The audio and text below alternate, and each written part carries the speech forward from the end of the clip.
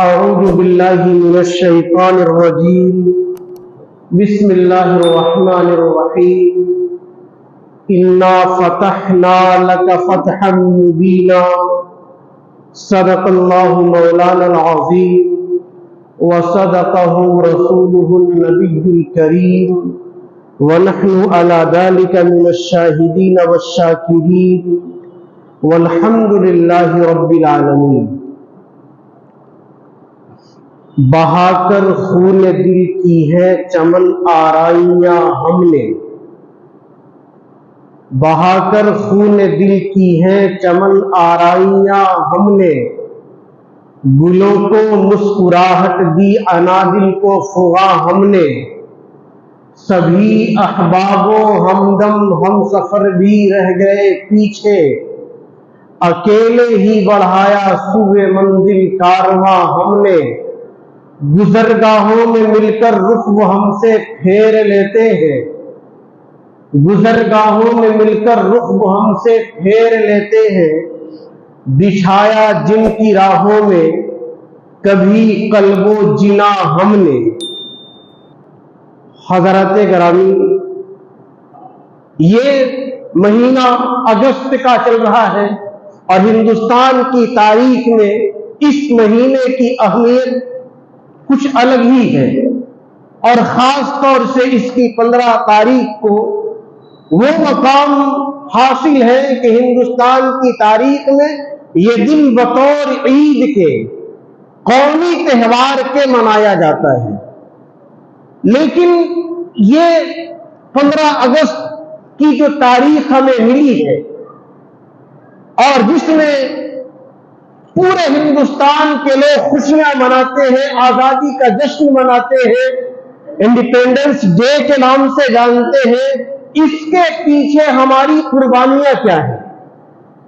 کیا ہم اپنے اسلاف کے 5-7 نام بھی جانتے ہیں جن لوگوں نے اپنی جان کی بازی لگا کر کے اس ملک کو آزاد کرنے کی کوشش کی؟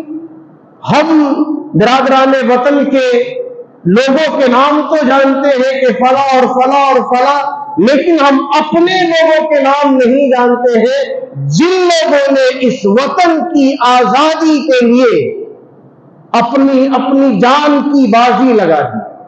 آج مختصر میں ان کا تذکرہ کرنا چاہتا ہوں، حالانکہ بات تو اتنی طویل ہے اور داستان تو اتنی لمبی ہے کہ طویل عمر ہے درکار اس کے سننے کو، طویل عمر ہے درکار اس کے سننے کو، ہماری داستان الفاظ مختصر میں نہیں۔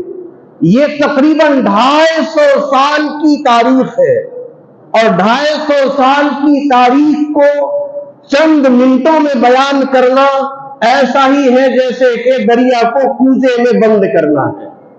پھر بھی میں چند باتوں کو آپ کے سامنے پیش کرنا چاہوں گا۔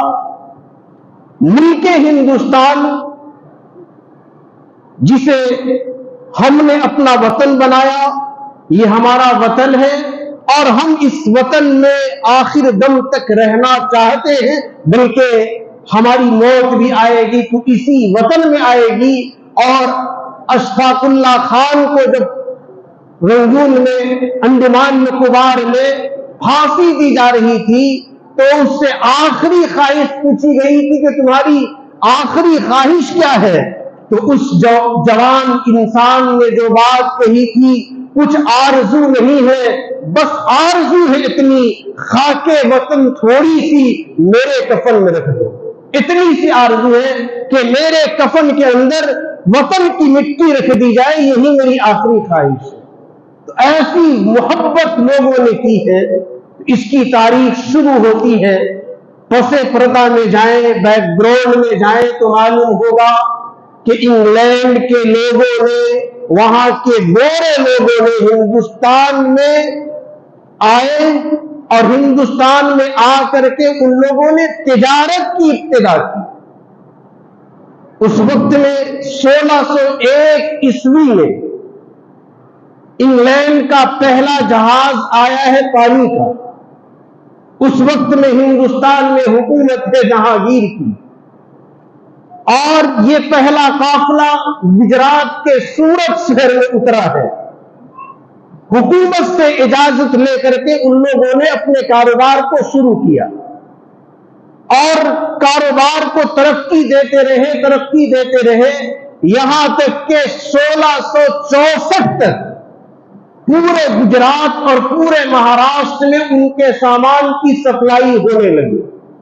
फिर उन लोगों ने वहां पर सूरत के अंदर एक कंपनी की बुनियाद रखी, जिस कंपनी का नाम रखा ईस्ट इंडिया कंपनी, और 1664 के बाद से ये कमेटी और ये कंपनी पूरे हिंदुस्तान में फैलती चली गई, और 1700 से पहले ये कंपनी बंगाल पहुंची, और बंगाल में जाकर के भी उन लोगों ने ईस्ट इंडिया कंपनी की बुनियाद रखी।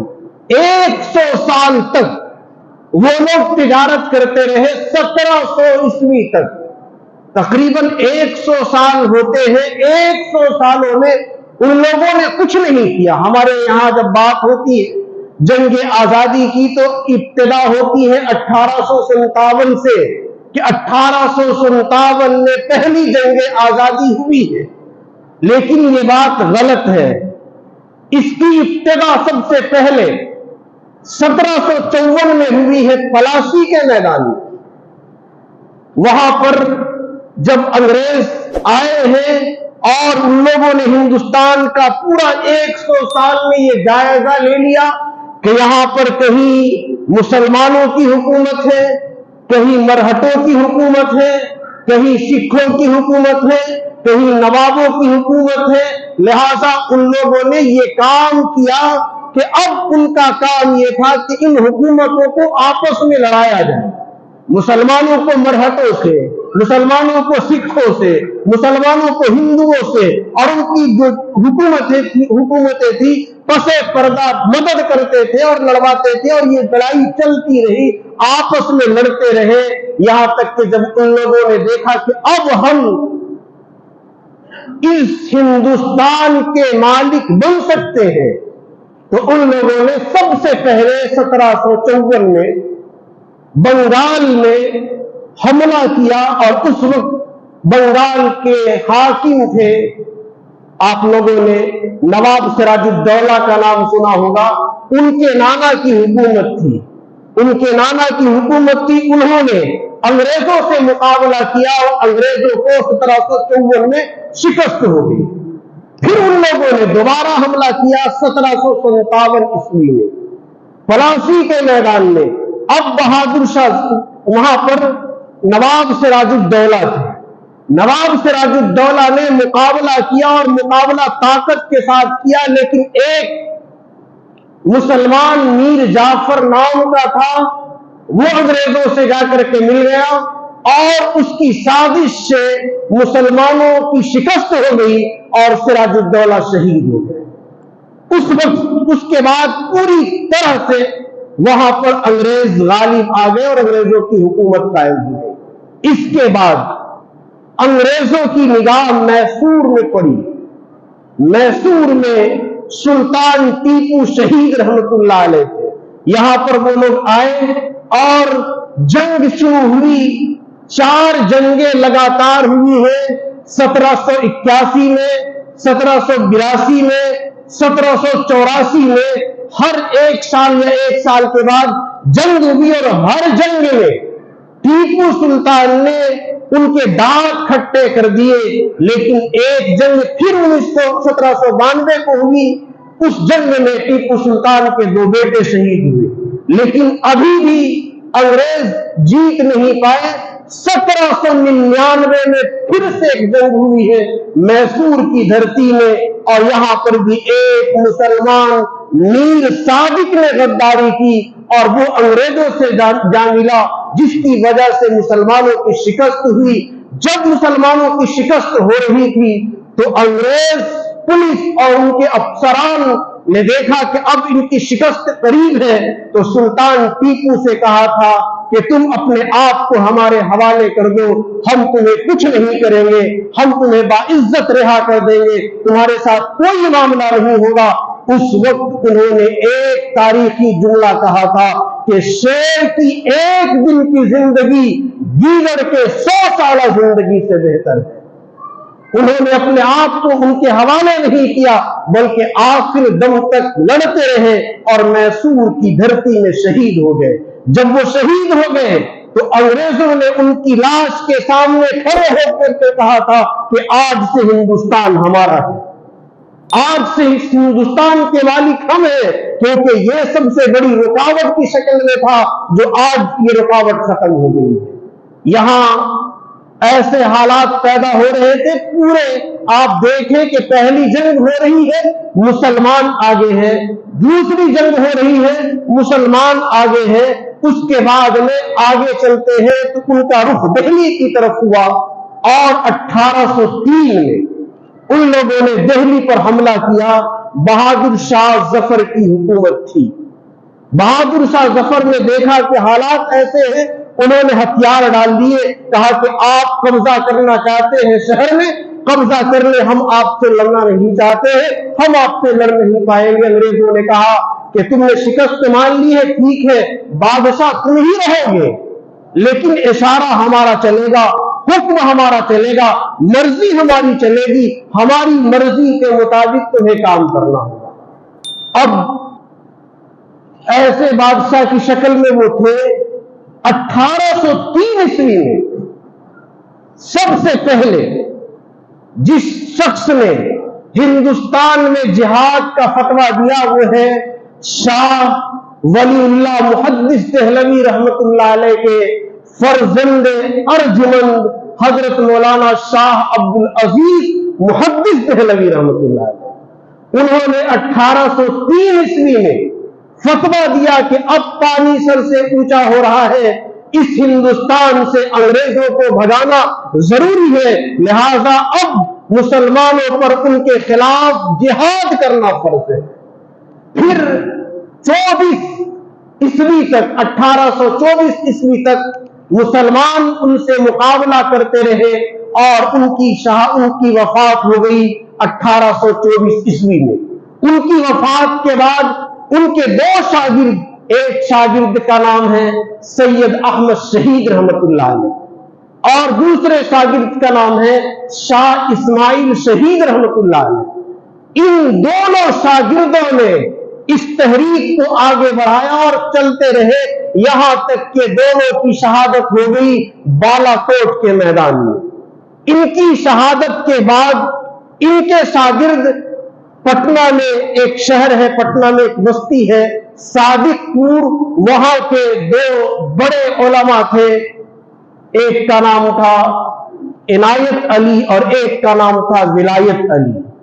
ان دونوں نے اس تحریک کو آگے بڑھایا اور پوری قوت کے ساتھ ملک کے کونے کونے میں جا کر کے ان کے خلاف لوگوں کو تیار کیا، ان کے خلاف تحریکیں شروع کی، اور پھر ان کی محنت سے انگریزوں کے خلاف بغاوت اور ان کے خلاف جنگ کی تیاری ہونے لگی۔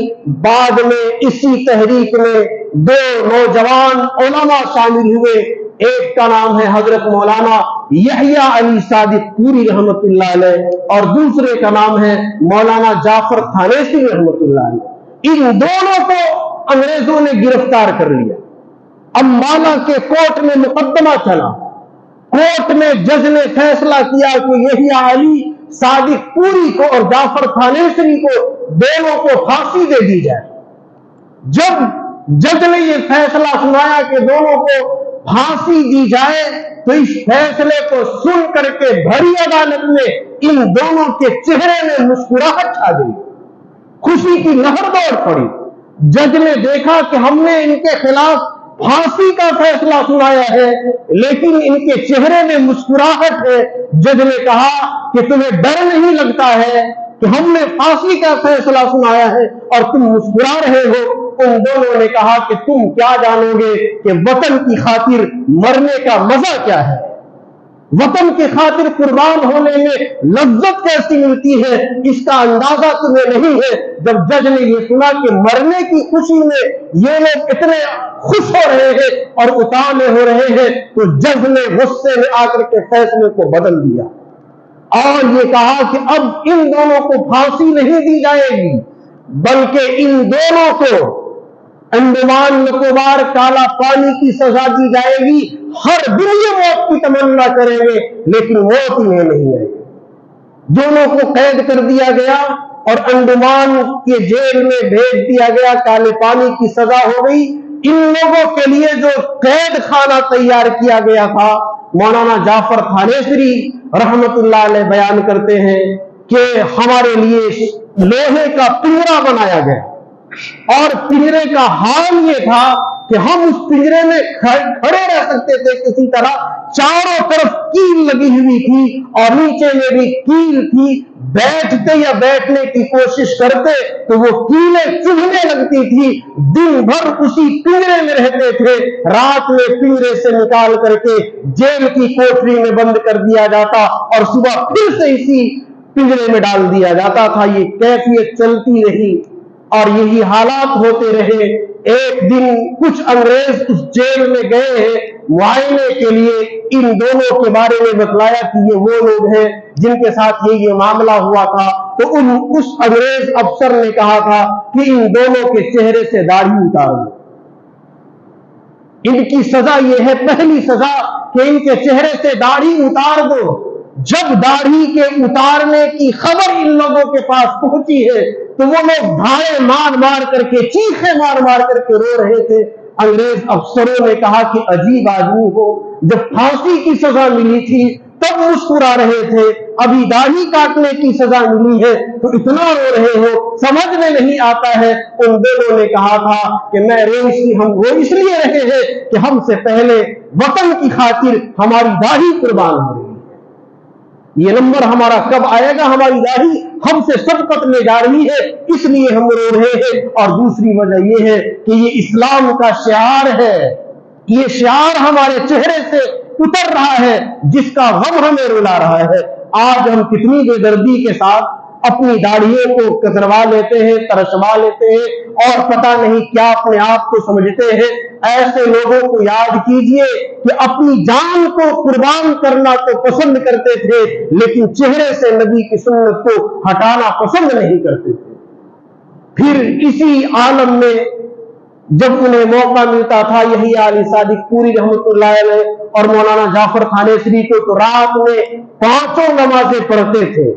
यही आली सादिक पूरी के बारे में आता है कि जब वो जेल में रात में 5 नमाजें पढ़ते थे तो उस कोठरी में एक नूर फैल जाता था। ऐसी रोशनी होती थी कि जेल वाले देख करके हैरान हो जाते थे कि ये कैसे लोग हैं, इनका ईमान कितने बड़े दर्जे का है। उसकी वजह से कई सारे गैर मुस्लिम जो उस कैद खाने में थे, उन लोगों ने इस्लाम कबूल कर लिया। कैद खाने में भी है तो इस्लाम की हिफाजत के लिए और इस्लाम की आबियारी के लिए और इस्लाम की तबलीग के लिए जब मौका मिलता है अपने अमल से इस्लाम को पेश करते हैं और लोग अमलों को देख करके इस्लाम में दाखिल होते हैं।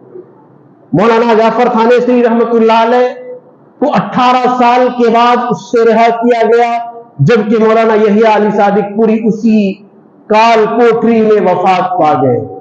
उन्होंने किताब लिखी काला पानी। वो किताब हम लोगों को पढ़ना चाहिए ताकि हमें मालूम हो कि हमारी तारीख कैसी ताबनाक है, कैसी इबरतनाक तारीख है। इसके बाद इन लोगों के साथ जो हालात हो रहे थे वो तो होते रहे।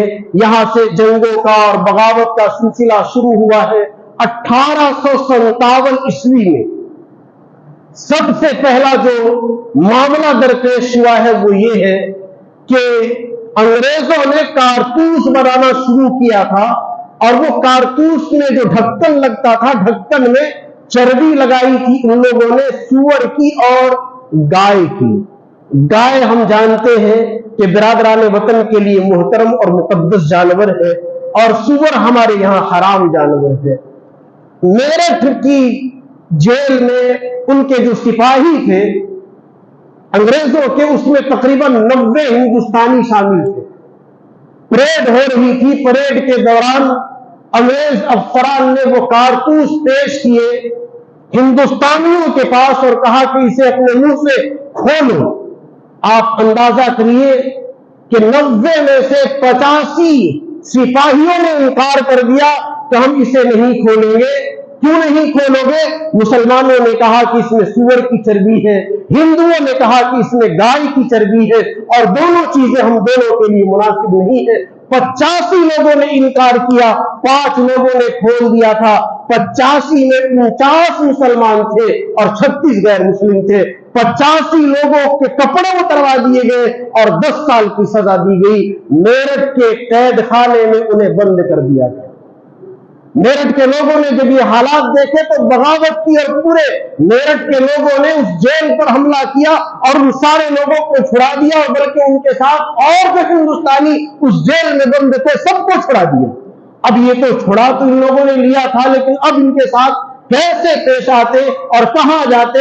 लिहाजा वो लोग मेरठ से दिल्ली पैदल चले गए। वहां बहादुर शाह जफर की हुकूमत थी। इन लोगों ने जाकर के कहा कि हम लोगों ने ऐसा किया है, अब हम आपके पास में आए हैं, आप ही हमारी मदद कर सकते हैं। बहादुर शाह जफर ने कहा कि हमारी हुकूमत तो नाम की है, हाकिम तो कोई और है, मैं तो कठपुतली बना हुआ हूं, मुझसे क्या हो सकता है? लेकिन उन लोगों ने इसरार किया तो बहादुर शाह जफर ने कहा ठीक है, मैं तुम्हारा साथ दूंगा और साथ देने का वादा किया। अंग्रेजों को मालूम हुआ तो अंग्रेजों ने पूरे दिल्ली पर छावनी लगा दी और जितने गेट हैं, अजमेरी गेट, कश्मीरी गेट और तुर्कमान गेट और जितने गेट हैं चारों तरफ के गेटों पर पहरा जमा दिया और ये पहरा 4 महीने तक बाकी रहा।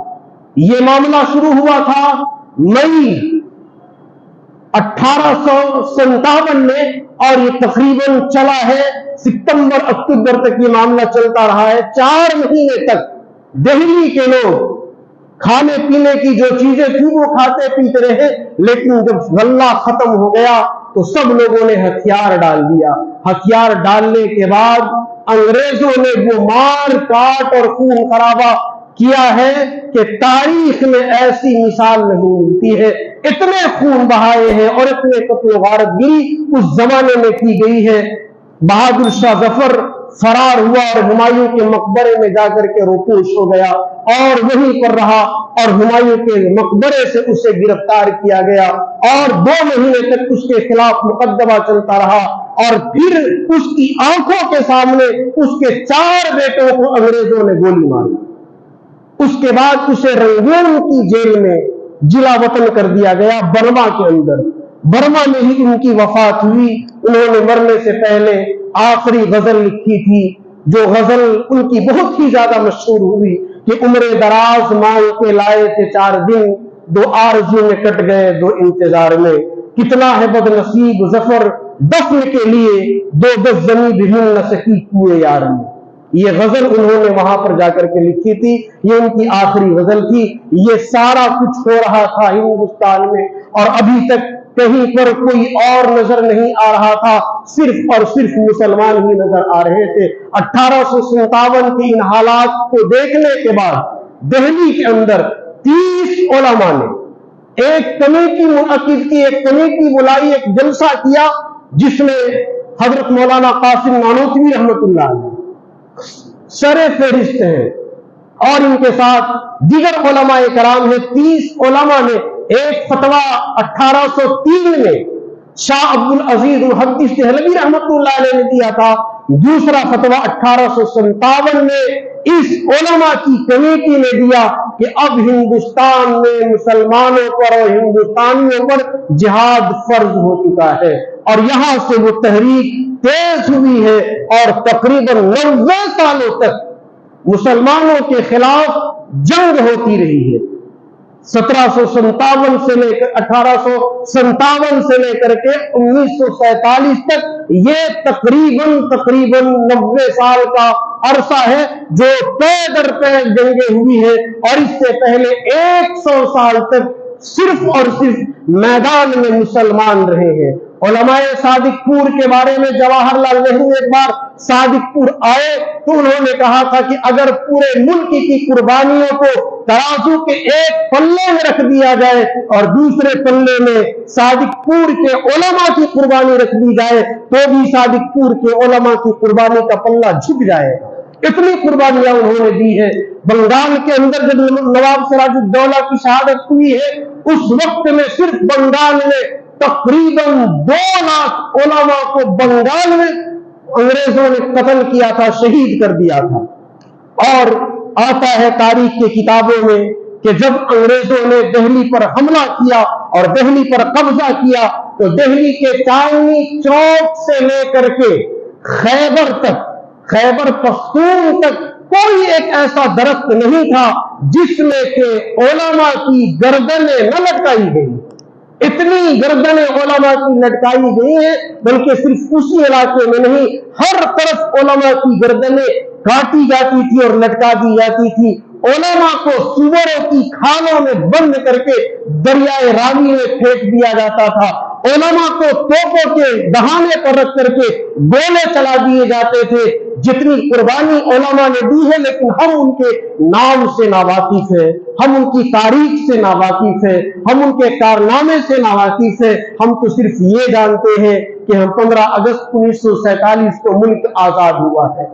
इस मुल्क की आजादी के पीछे हमारी कुर्बानियां कितनी है हम ये जानते नहीं है। 1857 के बाद बिरादरान वतन मैदान में आए हैं और हर महाज पर मुसलमान उनके आगे आगे हैं और मुसलमानों के पीछे बिरादरान वतन है। गांधी जी की तहरीक शुरू हुई और एक पत्रकार ने उनसे आकर के पूछा था कि अगर आपका किसी वजह से मामला ऐसा होता है कि अंग्रेज आपको कैद कर ले, आपको शहीद कर दे, तो आपकी जगह में आपकी जगह कौन ले सकता है? तो उन्होंने भी कहा था कि मेरी जगह सैयद मीर अब्बास ले। मुसलमानों का नाम उन्होंने भी पेश किया कि अगर कोई ले सकता है तो मुसलमान ले सकता है। गांधी जी ने एक तहरीक शुरू की कि हमें गैर मुल्की सामान का बाइकाट करना है और एक नमक वाला आंदोलन शुरू किया और इसने कहा कि कौन हमारा साथ देगा, तो इनके साथ देने के लिए जो लोग मैदान में आए वो खानों की एक टीम थी और सबसे आगे आगे थे खान अब्दुल गफ्फार खान। इनके साथ आए हैं और गांधी जी की एक शर्त थी कि हमारे साथ कोई भी चलेगा तो हिंसा नहीं करेगा, जुल्म नहीं करेगा, तलवार नहीं उठाएगा, खामोशी और शांति के साथ चलेगा। ये लोग साथ में चले हैं और एक मकाम ऐसा आया है कि अंग्रेजों ने इन पर हमला किया है, सारे लोग मार खाए, सब के सब शहीद हो गए, लेकिन किसी ने भी अपनी तरफ से वार नहीं किया, इसलिए कि उन लोगों ने ये जान लिया था और ये सीखा था और ये उनकी तहरीक का हिस्सा था कि हमें किसी पर लाठी चार्ज नहीं करना है, हमला नहीं करना है। इसी तरीके से एक हमला पेशावर में हुआ था, तकरीबन 1000 सुर्खपोश लाल लिबास पहन करके खान आए थे और सारे खानों के मुकाबले में अंग्रेज फौज जब आई थी तो किसी ने पीठ नहीं दिखाई। 1000 खान पेशावर की मैदान में शहीद हो गए और सबको जो गोली लगी थी वो सामने सीने पर लगी थी या माथे पर लगी थी, किसी को पीठ के पीछे गोली नहीं लगी थी। ऐसी कुर्बानियां हमारे असलाफ ने, हमारे पुरखों ने दी है। हम चंद नाम जानते हैं। एक नाम हम जानते हैं हजरत मौलाना अबुल कलाम आजाद रहमतुल्लाह अलैह का। यकीनन उन्होंने बहुत मेहनत की है इस मुल्क की खातिर और इस मुल्क को आजाद कराने के लिए हमेशा इस फिक्र में रहे कि कैसे हिंदुस्तान आजाद हो। लेकिन हम सिर्फ एक नाम जानते हैं। इतने सारे नाम जो मैंने अभी पेश किए, ये उन सारे नामों का 1% हिस्सा भी नहीं है जो मैंने पेश किया है, बल्कि एक नाम ही अगर लिया जाए तो 2-3 दिन तो सिर्फ नाम के बयान करने में लग जाएंगे, जितने लोगों ने कुर्बानियां पेश की है। और कुर्बानी पेश करने के बाद आज हमारा मुल्क आजाद हुआ है और आजादी के बाद हमसे ये कहा जाता है, अजनबियों का बर्ताव किया जाता है, हमारे साथ ऐसे सलूक बरते जाते हैं कि आजिज ने कहा था कि अपनी ही बस्ती में मुझसे अपनी ही बस्ती के लोग, अपनी ही बस्ती में मुझसे अपनी ही बस्ती के लोग पूछते हैं कौन सी बस्ती के हो, क्या नाम है। आज हम ही को लोगों ने अजनबी समझना शुरू कर दिया है। अगर हिंदुस्तान में मुसलमान न होते और अगर मुसलमानों ने तहरीक आजादी शुरू न की होती तो आज भी हिंदुस्तान अंग्रेजों का गुलाम होता और आज भी आजादी एक ख्वाब से कम न होती। आज भी हम ख्वाब ही देखते रह जाते, लेकिन हमने अपनी जानों की कुर्बानी दे करके इस वतन को सींचा है, इस वतन को सैराब किया है, और ये वतन जैसा जरखेज था फिर से हमने इस वतन को जरखेज बनाने की कोशिश की है। गलती हमसे यहां हुई कि हमारे उलमा ने कुर्बानियां तो दी थी, लेकिन हुकूमत में वो हिस्सेदार बनने के खिलाफ थे और वो हुकूमत नहीं चाहते थे। उन लोगों ने हुकूमत से किनारा कशी इख्तियार करी और किनारा कशी इख्तियार करने के नतीजे में फिर हमारे खिलाफ जो कुछ हो रहा है वो हमारे सामने है। वो सादा दिल थे, वो नेक सीरत थे, वो अच्छे लोग थे, वो हुकूमत के ख्वाहिशमंद नहीं थे, हुकूमत के रसिया नहीं थे, हुकूमत करना पसंद नहीं करते थे। लेकिन ये बात हमें समझ में आनी चाहिए थी उसी वक्त कि हमें भी इस हुकूमत के साथ साथ रहना है ताकि हमारे खिलाफ कोई मंसूबा, कोई प्रोग्राम बनने ना पाए। ये हमसे भूल हुई थी, चूक हुई थी। और दूसरी बड़ी गलती जो हुई थी वो मुल्क की तकसीम थी। मुल्क की तकसीम के बाद मुसलमानों की ताकत सिमट करके महदूद रह गई और उसके बाद फिर जो हालात आए फिर हमने और अपने आप को कमजोर किया। वो कमजोर ऐसे कर लिया कि हम अलग अलग जमातों में, अलग अलग बिरादरियों में, अलग अलग कबीलों में बंटते चले गए। हमने उसी जमाने में अहले हदीस की कमेटी कायम कर ली, देवबंदियत कायम कर ली, बरेलवियत कायम कर ली, अहले कुरान की कमेटी कायम कर ली और हम अलग अलग मसलकों में बंटते चले गए। और फिर वहीं से बिरादरी वाद भी शुरू हुआ। सैयद का है तो मिर्जा का है तो इसका है तो उसका है, और अलग अलग बिरादरियों में हम बंट करके हमने अपनी ताकत को कमजोर कर दिया। जब हम एक थे तो हमने अंग्रेजों से मुकाबला किया था और उनके दांत खट्टे कर दिए थे और उन्हें हिंदुस्तान छोड़ने पर मजबूर कर दिया था। आज हम अलग अलग हिस्सों में बटे हुए हैं, जिसकी वजह से हालात हमारे साथ ऐसे हैं। हमें अपने असलाफ की तारीख को पढ़ना चाहिए और पढ़ करके सबक हासिल करना चाहिए। और जब तक हम तारीख को पढ़ेंगे नहीं, हमारी तारीख से तो आज लोगों ने नाम हटाना शुरू कर दिया है। जंग आजादी की तहरीक शुरू होगी और जश्न आजादी का समा बढ़ेगा तो वहां पर जो नाम लिए जाते हैं मुसलमानों के नाम धीरे धीरे जंग आजादी की फहरिस्त से हटाने की कोशिश की जा रही है और हमने भी कोई तवज्जो इसकी तरफ नहीं की है। अगर वो हटाते हैं तो हटा दे, लेकिन हमें तो अपनी औलाद को, अपनी नस्लों को, अपने वारिसों को ये पैगाम सुना देना चाहिए, ये संदेश दे देना चाहिए कि हमारे असलाफ ने इस वतन की खातिर क्या क्या किया है। हमें भी पढ़ना चाहिए और अपनी औलाद को पढ़ाना चाहिए।